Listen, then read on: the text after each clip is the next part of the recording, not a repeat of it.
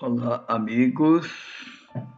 Nossa saudação fraterna, esperando que todos estejam com saúde, com paz em seus corações, para que a sequência da nossa etapa reencarnatória aqui nessa dimensão possa ser feita da melhor forma possível, com os melhores resultados, principalmente dos nossos relacionamentos, na prática do bem, da bondade, do amor.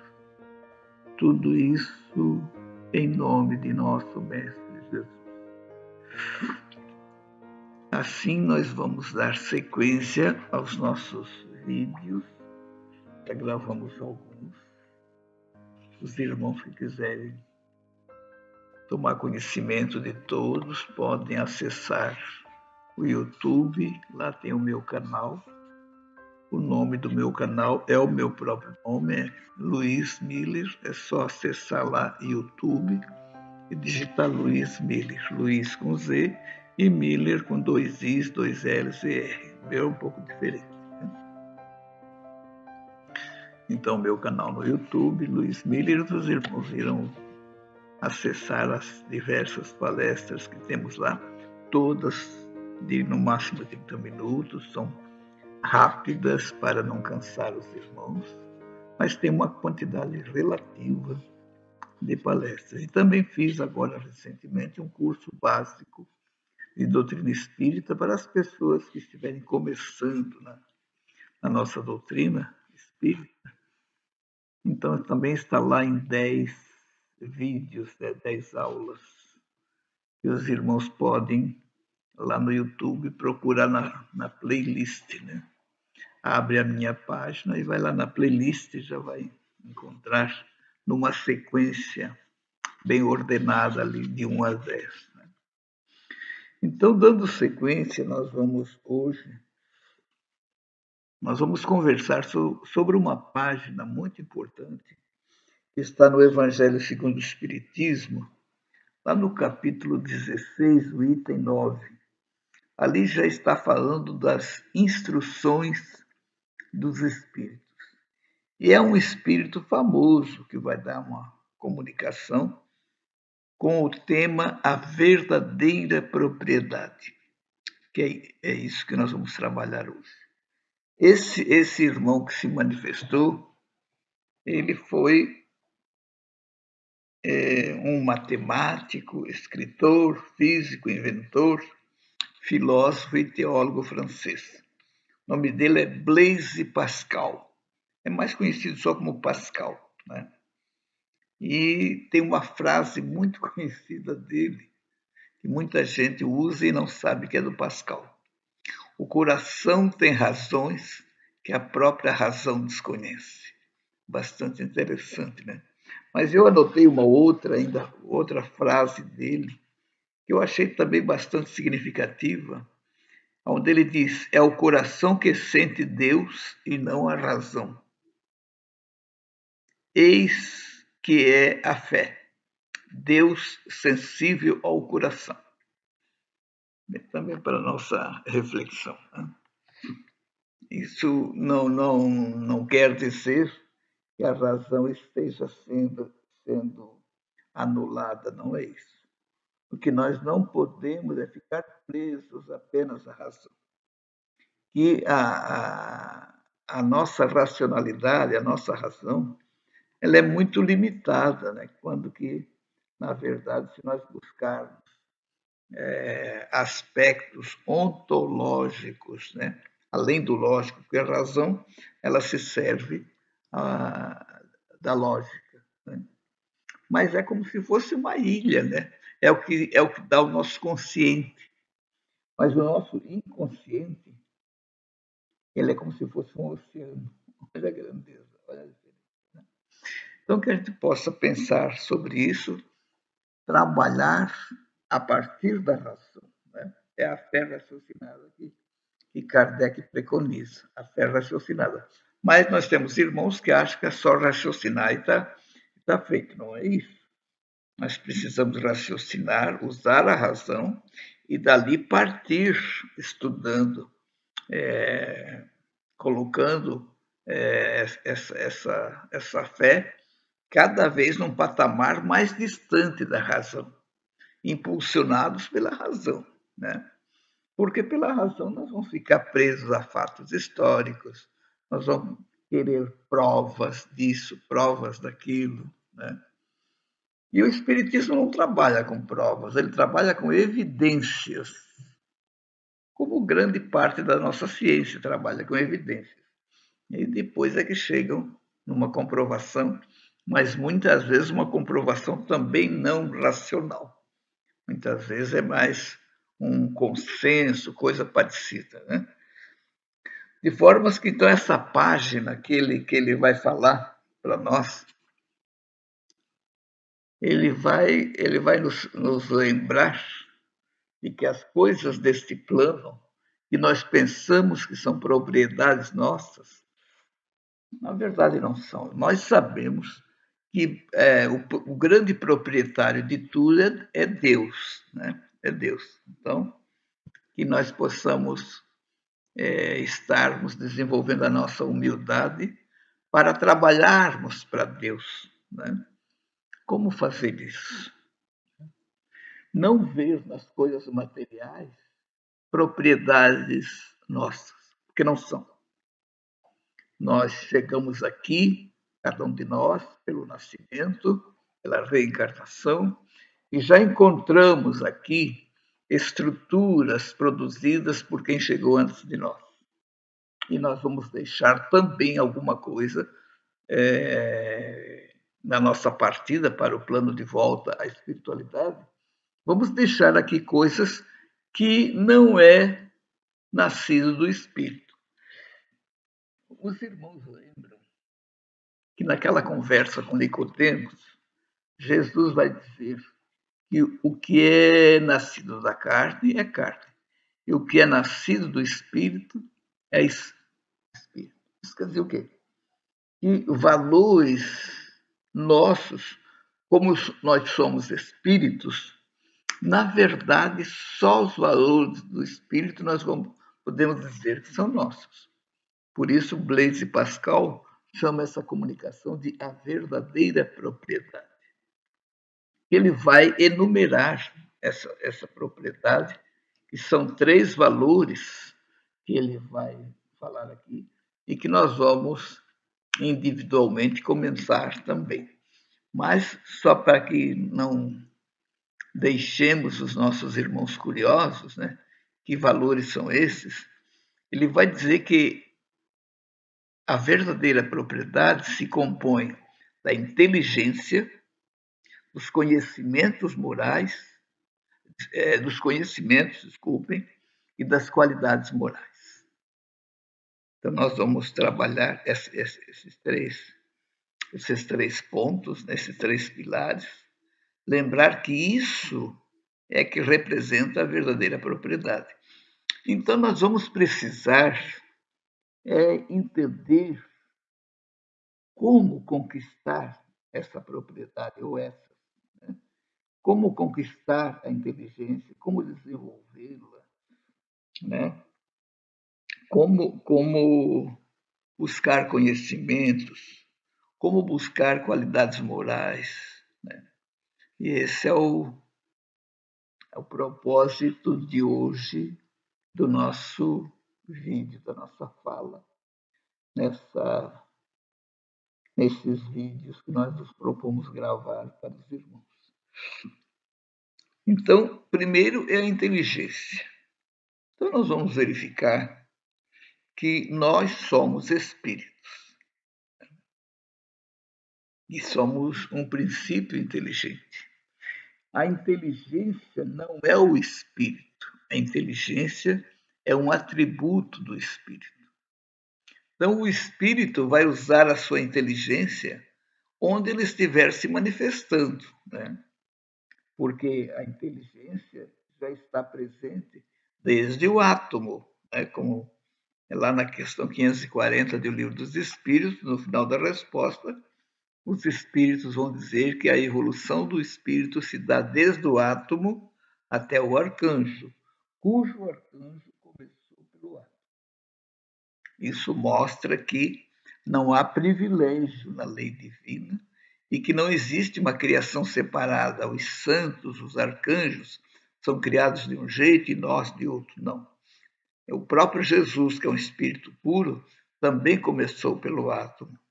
Claro que o trabalho que ele realizou, né, como nós sabemos que ele fez a sua evolução em linha reta, ou seja, ele só vinha e reencarnava para passar pelas provações e não por expiações.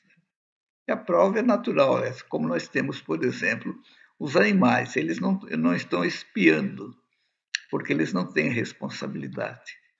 Então, os animais, mas eles estão passando por prova. Tem gente que pergunta, mas Luiz, por que um cão pode sofrer um câncer? Por que um cão pode nascer cego, nascer aleijado? Aí é uma circunstância da dimensão em que nós vivemos. É para a evolução daquele princípio inteligente que está ali. Né?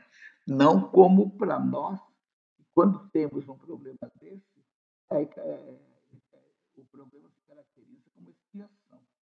Mas os animais não têm o que expiar. E Jesus também não precisou, porque ele caminhou sempre, ele não fez curvas, né? Ele foi assim, diretamente, claro que através das encarnações também, né? Até chegar ao ponto de espírito puro, que já faz manifestações, mas não manifestações encarnatórias, né? Que a gente possa entender isso. Né? Essa é uma discussão também bastante interessante, né? Que eu, Luiz Miller, né, sou daqueles que não admitem o corpo carnal de Jesus, e sim uma manifestação dele, porque como espírito puro, ele não precisa mais dessas situações. Né? Então, na verdade, a questão da dor, muita gente questiona, mas Luiz, e lá na cruz, como é que foi? Então ele não sofreu? O sofrimento físico, claro que não, porque ele já tinha superado. O sofrimento maior dele foi o sofrimento moral, né? De ver a nossa pequenez, o nosso atraso. Né? Por isso ele vai pedir para que Deus os perdoe, porque eles não sabem o que fazem. Ou seja, ele percebeu que ele estava diante de crianças espirituais. Né? Então é nesse sentido que nós podemos qualificar qualquer tipo de dor, se é que isso a gente pode levar, né? Porque o espírito ele vai evoluindo, ele vai superando todas essas coisas que são muito normais em nós humanos. Mas Jesus não era mais humano, né? E não é. É um puro espírito, é um arcanjo. Foi o construtor do nosso planeta, né? O verbo que veio aqui em nome de Deus, né? Cumprir aquele mandato divino. De formas que, então, nós estamos falando da inteligência. Né? Então, como é que a inteligência pode ser desenvolvida? Através de todos os esforços que nós estivermos fazendo para compreender alguma coisa. Por exemplo, estamos ouvindo uma palestra. Puxa, mas uma palestra muito pesada. A gente faz um esforço para acompanhar e parece que a gente não consegue entender. Não tem problema não entender. A importância foi o esforço que você fez para entender. Nesse esforço, você criou estruturas cerebrais que lá na frente vão te favorecer para o aprendizado de outra coisa e, mais lá na frente, nós vamos preparar o entendimento daquilo que não foi entendido. Então, a inteligência que está sendo desenvolvida, e para que a inteligência possa se manifestar, é preciso criar redes neurais, sinapses, e isso ocorre. Quanto mais nós fizermos esforços para aprender alguma coisa, mais nós estamos desenvolvendo a inteligência. E também na superação das dificuldades, né? Porque nas provações nós atravessamos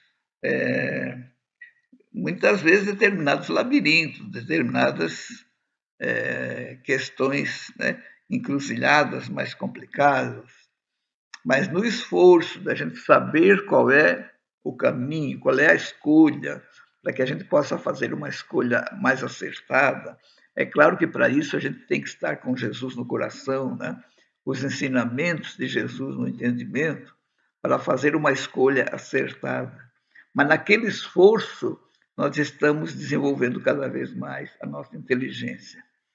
Então, as dificuldades aqui do nosso plano físico tem como um dos objetivos, né, é desenvolver a nossa inteligência.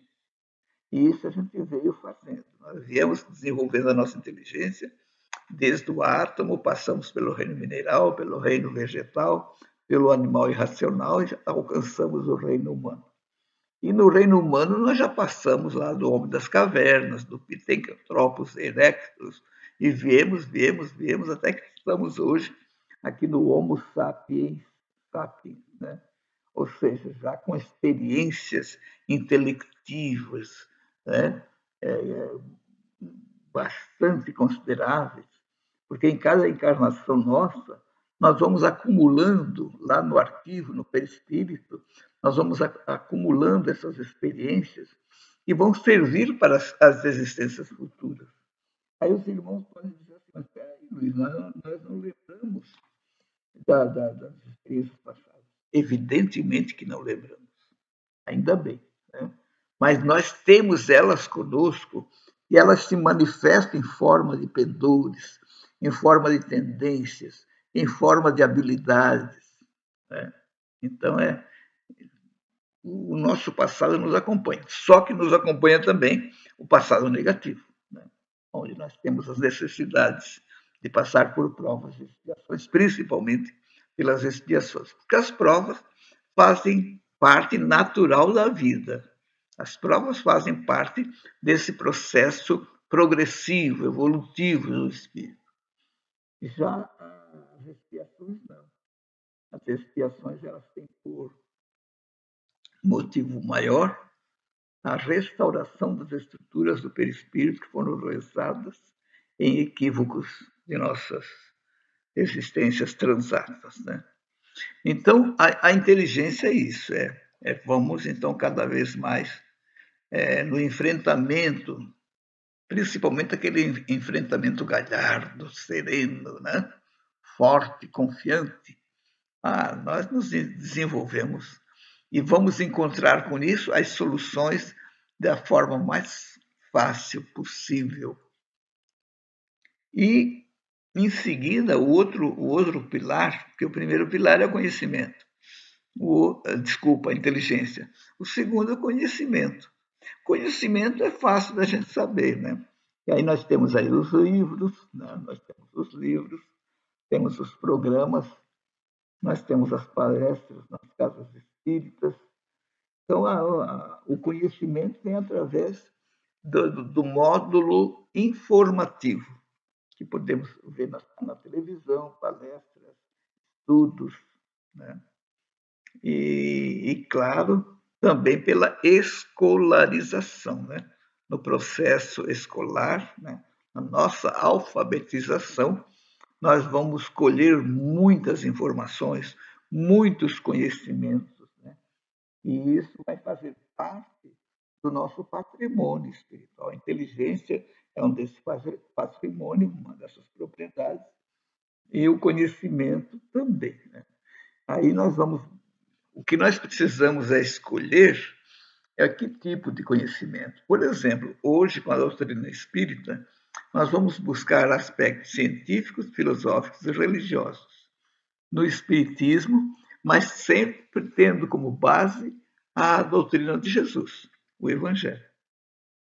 Então, conhecer os princípios cristãos, né? Os princípios da doutrina de Jesus, através do estudo lá de Mateus, Marcos, Lucas e João, lá no Novo Testamento, deve ser algo imprescindível para nós colocar como prioridade, né? Fazer aquele estudo e procurar desenvolver, através da inteligência já bastante desenvolvida, extrair da letra que mata o espírito que vivifica. Né? Porque a letra em si é morta, mas a vida que está por trás daquelas palavras, daquelas passagens, daquelas parábolas, daquelas hipérboles que Jesus se valeu, nós vamos encontrar ali a essência. Né? Eu gosto de comparar com uma pedra bruta que dentro tem um diamante. Para chegar lá no diamante, eu tenho que quebrar essa pedra. Então, eu tenho que quebrar todos os preconceitos, as ideias, as crenças limitantes, coisas assim, né? Para ir batendo e batendo no sentido de buscar para encontrar esse tesouro, né? Que é a doutrina de Jesus, e hoje nós temos aí a doutrina espírita para nos auxiliar a entender. Né? E o outro pilar, que eu acho assim, de uma fundamentação significativa, são as qualidades morais. O que são as qualidades morais? São as virtudes que nós vamos desenvolver. O nosso sentimento, o afeto pelos nossos irmãos. Né? E como é que eu vou fazer esse trabalho para desenvolver essas qualidades morais? Usando a minha inteligência e os conhecimentos. Aquilo que já o Evangelho, por exemplo, me trouxe como informação, como conhecimento, para que eu possa pôr em prática. Na medida em que eu coloco em prática os elementos intelectivos, a nossa inteligência e os conhecimentos, eu vou estar desenvolvendo qualidades morais, porque eu vou amar mais o meu próximo, eu vou conseguir perdoar se for preciso, eu vou conseguir auxiliar, ser caritativo, né? Ser solidário, combater o egoísmo em mim mesmo, né? As vaidades, evitar o ressentimento, não ficar magoado por qualquer coisa, aliás, por nada, né? Não tem motivo, não tem nada que nos motive e que justifique uma mágoa. Aliás, a mágoa é um problema muito sério, né? Que também vai ter desdobramentos no corpo físico e assim por diante. Então, irmãos, as qualidades morais são aquelas qualidades que nós vamos desenvolver, como eu disse há pouco, ser afetuoso com as pessoas, ser gentil, né? Ser solidário dentro do possível e buscar uma coisa chamada tolerância. Né? Tolerância, porque se nós estamos buscando desenvolver a tolerância, nós vamos estar próximo de desenvolver a compreensão. Porque para que a gente possa compreender o outro, nós precisamos ser tolerantes. Então tem uma frase que diz que a tolerância é a antessala da compreensão. Então nós passamos pela tolerância, que é uma saleta, e ao lado tem uma sala que é chamada de compreensão. Então não tem como eu compreender o outro se eu não for tolerante. Né? E essa compreensão é uma compreensão amorável, né? Não é uma compreensão para julgar, para acusar, para condenar, não é nada disso. Né? É aquela compreensão que Jesus vai dizer, que a gente entenda o próximo. Né? Ele chega a dizer, ele dá lições assim, bastante contundentes. Se alguém te bater na face direita, mostre a outra face. É evidente que ele não está falando para nós receber um tapa físico e mostrar o outro lado, que aí a gente está provocando o agressor. Ele está falando do lado sombrio e lado luminoso que todos nós temos. Né? O nosso agressor, ao nos agredir, ele está mostrando o seu lado sombrio. Né? E, no fundo, é como se fosse um pedido de socorro. Mas ele não sabe pedir, ele agride. Né? E nós, então, como temos também um lado sombrio e um lado luminoso, Jesus pediu para mostrar o lado luminoso. que com a nossa luminosidade, ao mostrar esse lado luminoso nosso, nós vamos estar dissolvendo a treva, está envolvendo o nosso irmão, levando uma energia boa. Então, Jesus, ele nos deixou uma série de recomendações comportamentais. Aquela conversa que ele teve com Simão Pedro, né? Quando Pedro pergunta, mestre, basta eu perdoar 7 vezes? E Jesus diz, eu não te digo 7 vezes, mas 70 vezes 7 vezes. É muito interessante esse aspecto, porque parece que Jesus está dando um tempo para a gente refletir, né? Puxa, por que eu preciso perdoar? Né? Nós temos que pensar nisso. Se nós ainda precisamos perdoar, é porque nos magoamos, é porque ficamos ressentidos, ofendidos. Né? Aí, sempre que isso acontecer, vamos precisar perdoar. Mas, nessa contagem, eu gosto de fazer a conta de 70 vezes 7, são 490 vezes. No meu entendimento, Jesus está dizendo assim, não é possível que até esse número você não possa reconhecer por que precisa perdoar. Porque você perdoa hoje. Aí amanhã já se machuca, já se magoa de novo. Tem que perdoar de novo. Então isso quer dizer o quê? Que existe algo dentro de nós chamado orgulho, chamado suscetibilidade, muito forte, que está fazendo com que nós nos magoemos com tanta facilidade. O que precisamos fazer? Trabalhar essa coisa interna. Então eu costumo comparar com iceberg. Né? O que é um iceberg? Aquele bloco de gelo enorme que tem lá no oceano, né? Onde aparece a pontinha dele. Então, quando estamos perdoando, nós estamos tirando a ponta do iceberg. Que isso é importante, com certeza. Mas e a parte que está debaixo d'água? Que a maior parte é muito maior do que a ponta. Porque chega amanhã a gente vai precisar de novo, porque a parte que está debaixo d'água não foi trabalhada. Essa parte está no nosso psiquismo, né? Que faz com que a gente tenha que ficar perdoando, que é sublime perdoar, com certeza. Eu não estou fazendo apologia para não perdoar. A nossa colocação é para que nós não precisemos mais perdoar.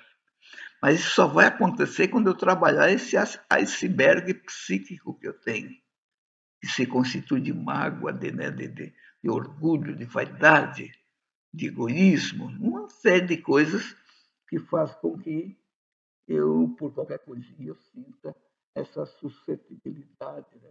Essa mágoa, esse ressentimento. Eu fico desgostoso com o meu irmão. Muitos casos, eu nem falo mais com ele, não quero mais nem saber. Isso tudo é o egoísmo que está falando, é o orgulho. Né? Por isso que nesse processo de combater esse iceberg interno, nós precisamos de uma coisa fundamental que está lá no Sermão da Montanha, lá nas Bem-aventuranças, que é a humildade. É a primeira bem-aventurança. Bem-aventurados os pobres de espírito, pois deles é o reino dos céus. Sem humildade, nós vamos dar vazão para o orgulho, porque o adversário da humildade é o orgulho. Se nós ainda não conseguimos ser humildes, é porque o orgulho está muito forte. Então nós temos que fazer isso como? Nos conectar com Jesus, nos conectar com espíritos luminosos, como o Dr. Bezerra de Menezes, né? Um Eurípides Barçanufo, uma Madre Teresa de Calcutá, uma Irmã Dulce, esses abnegados e luminosos irmãos. Não temos dúvida que eles vão nos ajudar, mas nós temos que querer. Nós temos que abrir as portas do coração para poder deixar a humildade entrar. E a porta do coração ela é trancada por dentro, e só nós temos a chave. Então eu preciso abrir a porta do meu coração, você precisa abrir a porta do seu coração para que a humildade entre. A humildade entrando, Jesus vai estar junto. Porque Jesus, ele entra na nossa casa, mas ele quer a casa limpa. Essa casa do afeto, a casa da fraternidade, que está simbolizada no coração.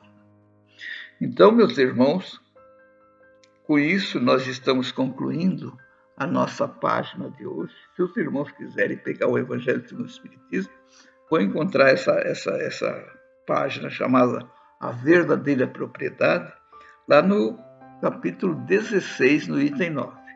É uma comunicação onde está lá as instruções dos Espíritos e assinada por Blaise Pascal, que é esse grande filósofo, matemático, teólogo francês, né? Que é o autor daquela frase que eu falei há pouco, né? O coração tem razões que a própria razão desconhece. É bastante antiga, mas é de uma verdade incrível, né? Que vai estar falando sobre aquela questão da gente trabalhar a partir da razão, mas não ficar só nela. Assim, muito obrigado a todos. Rogamos que Jesus nos abençoe a todos, que todos possamos ficar em paz com Jesus em nossos corações, hoje e sempre. Que assim seja.